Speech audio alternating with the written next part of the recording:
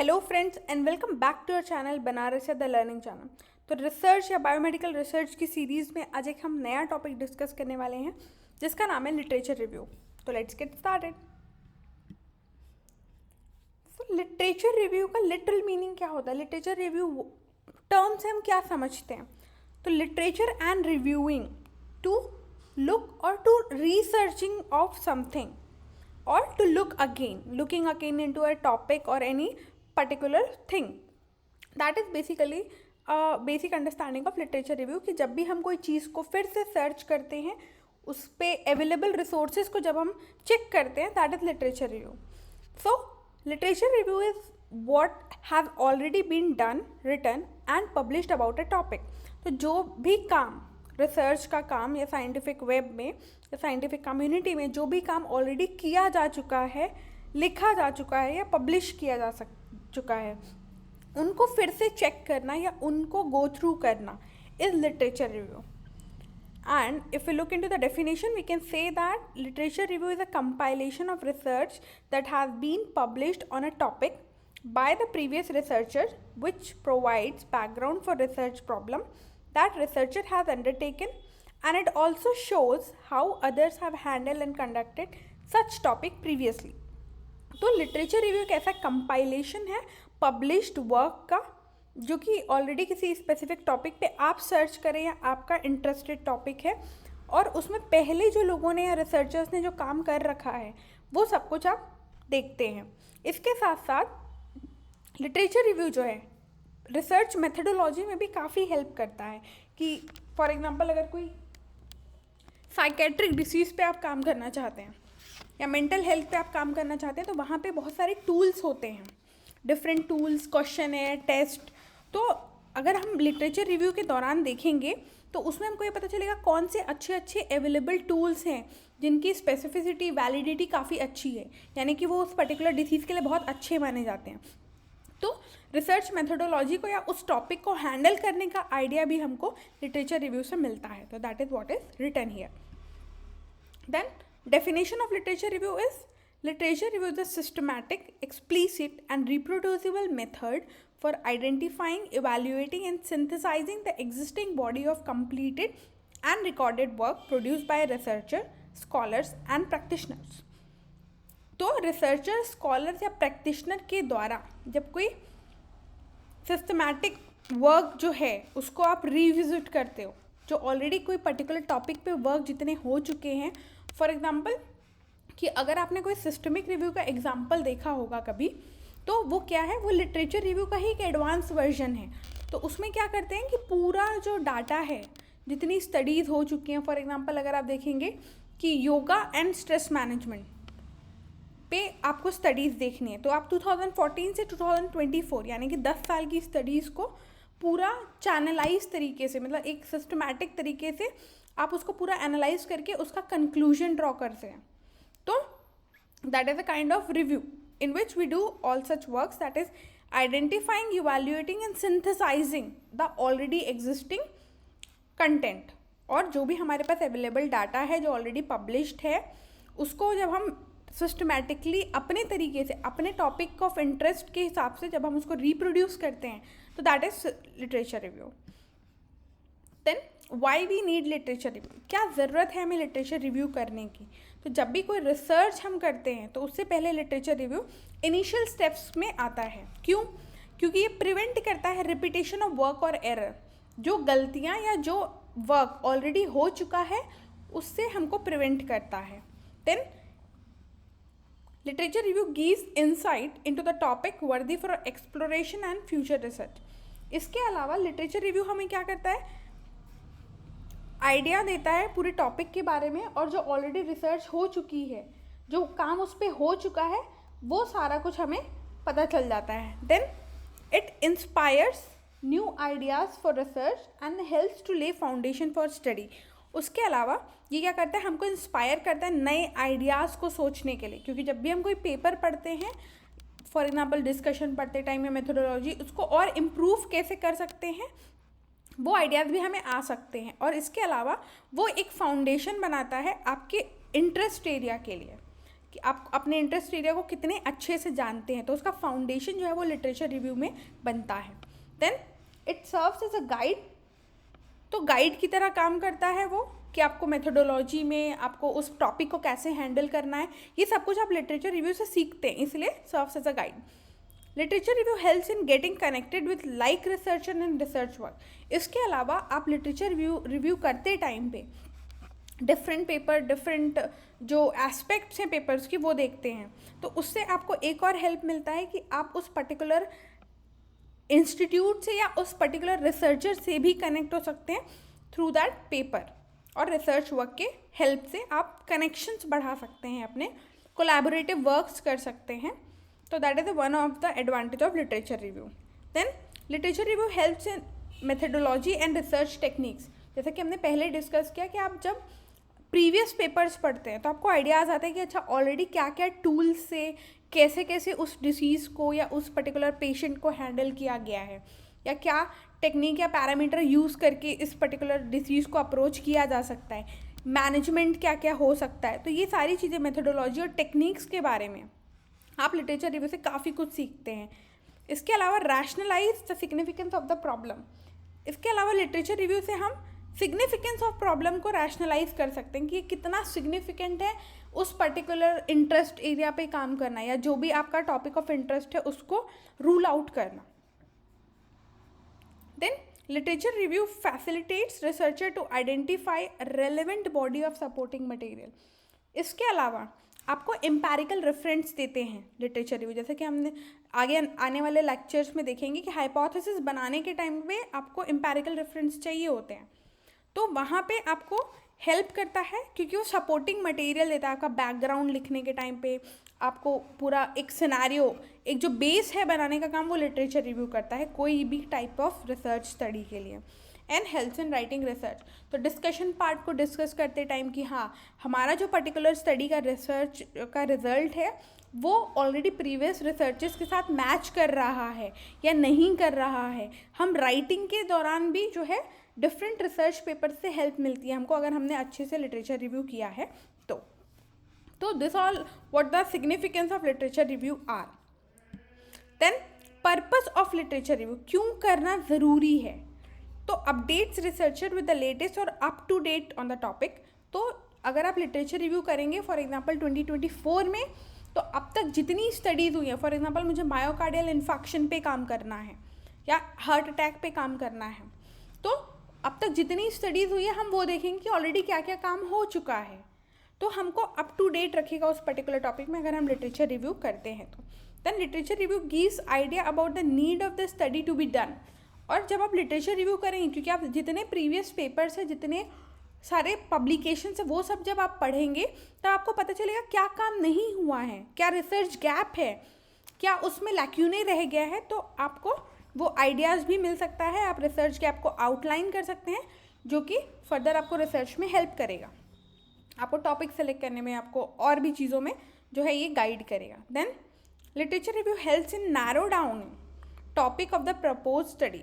जब आप literature review करते हैं, फॉर एग्जांपल अगर मुझे कोई पर्टिकुलर स्टडी करनी है किसी पर्टिकुलर डिसीज़ पे, फॉर एग्जांपल मुझे स्टडी करनी है योगा और मायोकार्डियल इन्फेक्शन पे, मैंने लिटरेचर रिव्यू किया और मुझे पता चला कि age of total all yoga के एस्पेक्ट्स को नहीं इंक्लूड किया गया है, कहीं कहीं योगा का जो मेडिटेशन है उसको यूज़ करके स्ट्रेस मैनेजमेंट का पेपर है या पब्लिकेशंस है, योगा और ब्रीदिंग टेक्निक्स, यानी कि योगा की जो ब्रीदिंग टेक्निक्स है उसका और स्ट्रेस मैनेजमेंट का कनेक्शन है। तो योगा टर्म जो है पूरा, उसमें बहुत सारी चीज़ें आती, तो उसमें षटकर्म, आसन, प्राणायाम, मेडिटेशन, ये सब कुछ इंक्लूड होगा।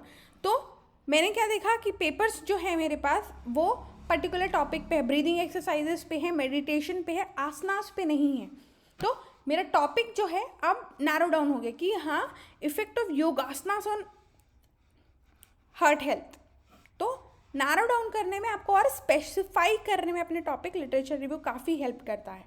Then last but not the least, identify need for the additional research. इसके अलावा जब आप लिटरेचर रिव्यू करते हैं तो आपको और आइडियाज़ आते हैं और आपको पता चलता है कि क्या ज़रूरत है एडिशनल रिसर्च की, क्यों करना है, बिकॉज जब आप राइटिंग करेंगे, आप प्रपोजल सबमिट करेंगे, तो आपको उस गैप को क्यों रिकॉग्नाइज करना है, क्यों उस पर्टिकुलर टॉपिक ऑफ इंटरेस्ट में काम करना है, इसका जवाब भी हमें लिटरेचर रिव्यू से ही मिलता है। तो एक डायग्रामेटिक रिप्रेजेंटेशन है कि आप अगर देख रहे हैं इसमें 3 सर्कल्स बने हुए हैं। जो सबसे बाहर वाला सर्कल है वो रिव्यू है, एनी काइंड ऑफ रिव्यू, जिसको हम ट्रेडिशनल लिटरेचर रिव्यू भी कहते हैं, या जब हम जनरली सिर्फ प्रीवियस स्टडीज़ को पढ़ते हैं, दैट इज़ रिव्यू। रिव्यू का ही एक और स्पेशलाइज्ड फॉर्म और सिस्टमैटिक एक्सप्लिसिट फॉर्म जो है वो सिस्टमिक रिव्यू है। सिस्टमिक रिव्यू में हम क्या करते हैं कि जितनी अब तक स्टडीज़ हो गई हैं, फॉर एग्जांपल जैसे मैंने एग्जांपल दिया कि 2014 से 2024 तक योगा और कार्डियक हेल्थ में कितनी स्टडीज़ हो गई हैं, जब हम उसको विद इन सिस्टमैटिक चैनल और गाइडलाइन होती है उसके लिए, जनरली प्रिज्मा गाइडलाइन हम लोग फॉलो करते हैं सिस्टमिक रिव्यू लिखने के लिए। तो गाइडलाइन के अकॉर्डिंग जब आप उस जो फाइंडिंग्स हैं 2014 से 2024 तक की, उसको जब आप हाईलाइट करेंगे अपने राइटिंग वर्क से, दैट इज सिस्टमिक रिव्यू। हम लोग आने वाले लेक्चर्स में जो है सिस्टमिक रिव्यू, मेटा एनालिसिस, अलग से भी ये सारे टॉपिक्स कवर करेंगे, बट यहाँ पे आप ब्रीफ में समझ लीजिए। जब हम प्रीवियस स्टडीज़ को बहुत अच्छे से चैनलाइज करके यूजिंग प्रिज्मा गाइडलाइन जब हम उसको पब्लिश करते हैं, क्रिटिकली एनालाइज करते हैं, दैट इज सिस्टमिक रिव्यू।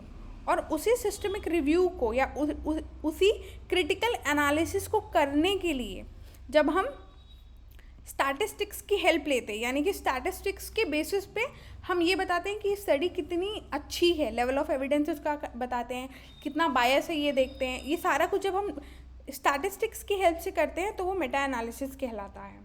तो that is a more specific part of review only. So this is the then there are different types of review as we have discussed just now कि एक traditional literature review होता है जिसमें हम सारा previous research पढ़ते हैं, समझते हैं या राइट डाउन करते हैं।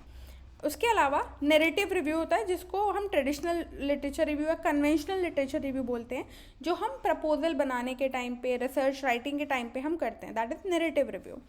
देन सिस्टमैटिक रिव्यू, जैसा कि हमने अभी डिस्कस किया डायग्राम की हेल्प से, critical appraisal to answer a research question. जैसा कि मैंने कहा कि मुझे 2014 से 2024 तक कार्डियक हेल्थ और योगा के बारे में पता करना है, या स्टडी मैंने वैसे करी है योगा और कार्डियक हेल्थ पे 10 साल की, जितने पब्लिकेशन हैं उनको मैंने एनालाइज किया, क्रिटिकली अप्रेज किया है, तो that is my systemic review.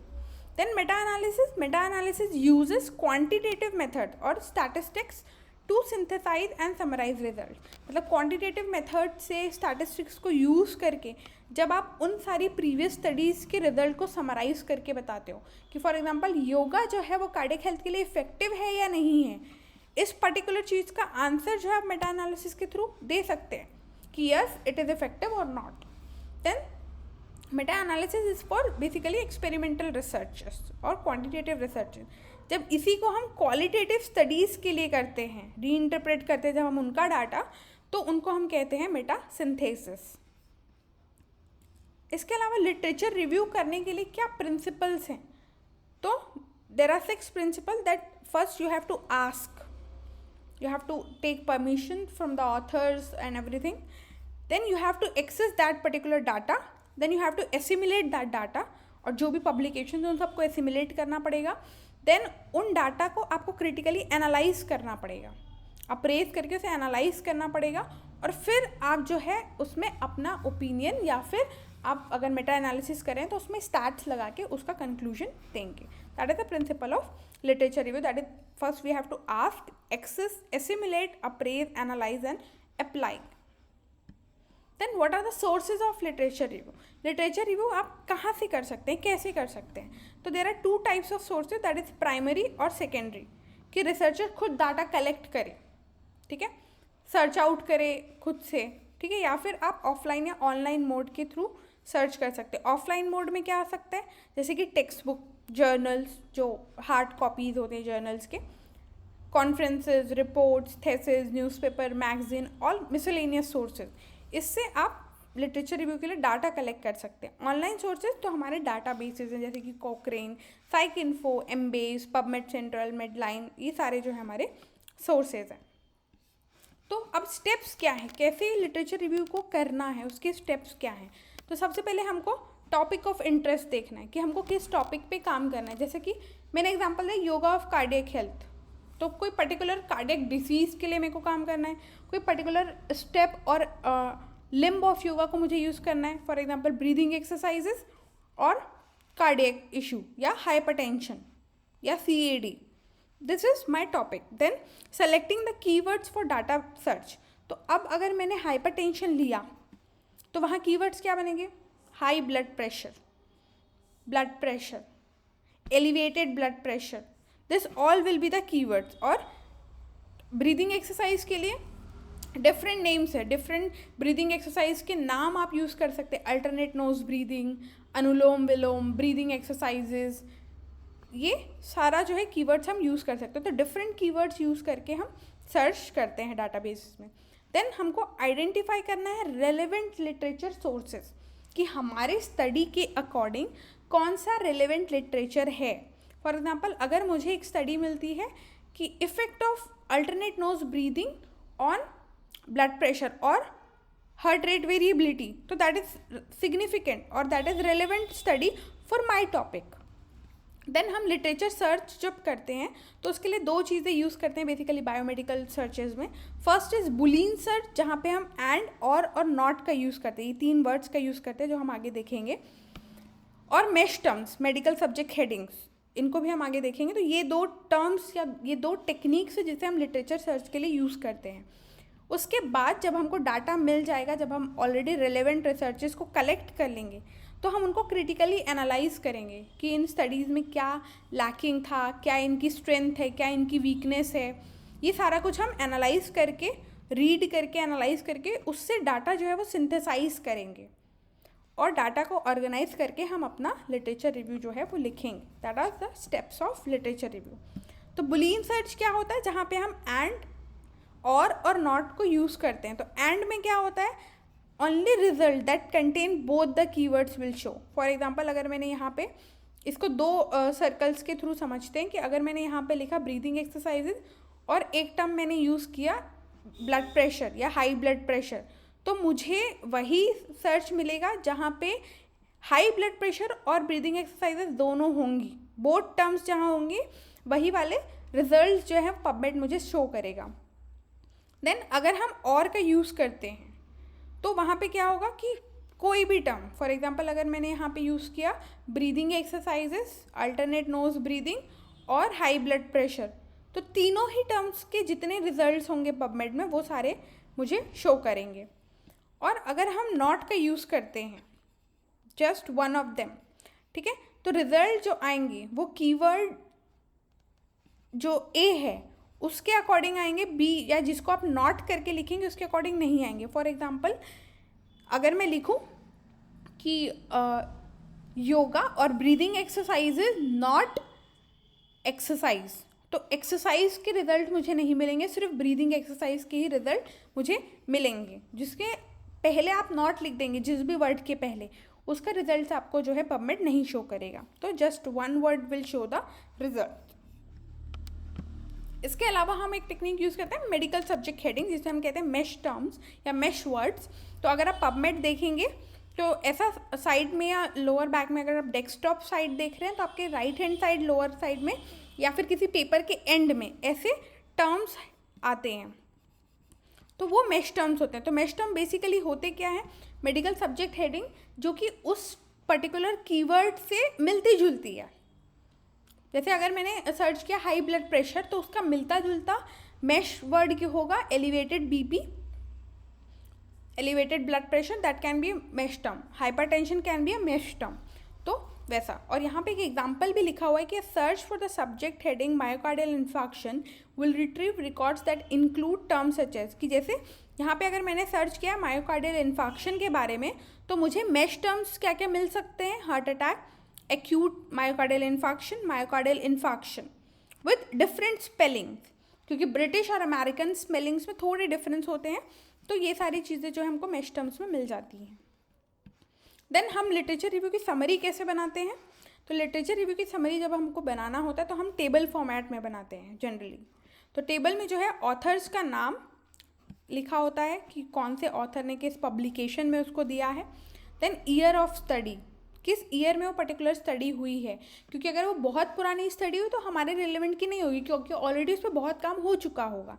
तो हमको ईयर क्रोनोलॉजिकल ऑर्डर में जो है हमको लिटरेचर रिव्यू करना होता है, इसलिए ईयर लिखना इंपॉर्टेंट है। देन प्लेस, बिकॉज प्लेस से जो है बहुत सारे फैक्टर्स जो हैं वेरी करते हैं, तो प्लेस लिखना भी काफ़ी इंपॉर्टेंट है। देन सैम्पल साइज, ताकि उस रिजल्ट को हम जनरलाइज कर सकते हैं या नहीं, उसके लिए सैम्पल साइज लिखना ज़रूरी है। देन किस particular type of study design से उस पर्टिकुलर टॉपिक को अप्रोच किया गया है, कि स्टडी डिज़ाइन क्या है, रैंडमाइज कंट्रोल ट्रायल है, ऑब्जर्वेशनल स्टडी है, केस रिपोर्ट है, केस सीरीज़ है, कौन सी स्टडी डिज़ाइन यूज़ की गई है। देन आउटकम वेरिएबल या फिर पैरामीटर या वेरिएबल्स क्या यूज़ किए गए, वहाँ पे ब्लड प्रेशर को मेजर करने के लिए स्फिग्नोमैनोमीटर यूज़ किया गया है, HRV के थ्रू किया गया है, हॉल्टर्स के, कौन सा पर्टिकुलर पैरामीटर यूज़ करके उसे मेजर किया गया है, किस पैरामीटर या वेरिएबल को यूज़ करके उस पर्टिकुलर टॉपिक ऑफ इंटरेस्ट को अप्रोच किया गया, ये देखेंगे। देन इंक्लूजन एंड एक्सक्लूजन, क्योंकि आपका इंक्लूजन एक्सक्लूजन उस पर्टिकुलर चीज़ के साथ मिल रहा है या नहीं। फॉर एग्जाम्पल, एक स्टडी हुई है जिसमें ये देखा गया कि CKD के पेशेंट्स में जो हाइपरटेंशन होता है उनके ऊपर स्टडी है, तो मे भी हो सकता है वो आपके एक्सक्लूजन में हो, आप प्योर हाइपरटेंसिव पेशेंट्स देख रहे हो, ठीक है। तो that will be inclusion exclusion we have to write in literature review. And then results या फाइंडिंग उनकी क्या आई है, उस पर्टिकुलर स्टडी के ऑथर्स ने उसको क्या कंक्लूड किया, that you have to write in your literature review. Then literature review लिखते टाइम पे, जब भी आप नैरेटिव और ट्रेडिशनल लिटरेचर रिव्यू करते हो, तो इन सारी चीज़ों का ध्यान रखना होता है कि जो पैराग्राफ है या पर्टिकुलर स्टडी को जब आप लिख रहे हैं या कोट कर रहे हैं, तो वो बहुत लंबा नहीं होना चाहिए, बहुत छोटा भी नहीं, बहुत लंबा भी नहीं, एक standard size. Then grammar and punctuation का बहुत ध्यान रखना होता है throughout the research writing, not just literature review. Literature review में थोड़ा ध्यान देना होता है, but throughout the research writing you have to take care of English, grammar and punctuation. Then 1 para for a concept, एक paragraph for a concept, then you have to change the paragraph and you have to write the new concept. Then specific while writing, बहुत specifically लिखना है, ऐसा नहीं कि आप वेग हो गए या आउट ऑफ द ट्रैक होके लिख रहे हैं। जब आप मेथोडोलॉजी, रिजल्ट, डिस्कशन कुछ भी आप लिख रहे हैं उस पर्टिकुलर लिटरेचर रिव्यू से या कुछ भी जो आपके स्टडी से रेलेवेंट हो, वही चीज़ों को जो है फ्रेम करके लिटरेचर रिव्यू में आपको लिखना है। देन अवॉइड एब्रीवेशंस, बिकॉज उस पर्टिकुलर ऑथर ने अपना एब्रीवेशन कोट किया होगा, आपके स्टडी में वो एब्रीवेशन कोटेड नहीं हो सकता है, तो बेटर यू अवॉइड एब्रीवेशंस या शॉर्ट फॉर्म्स। देन हाईलाइट लेक्यूने, उस पर्टिकुलर स्टडी में आपको क्या लगता है, क्या रिसर्च गैप रह गया, क्या इम्प्रूवमेंट रह गया, you can highlight that and conclude with a brief summary. फिर आप उसको कंक्लूजन दे सकते हैं कि इस पर्टिकुलर स्टडी ने ये कंक्लूड किया। So hope you guys like this video. Do like, share and subscribe our channel for more videos. Thanks for watching.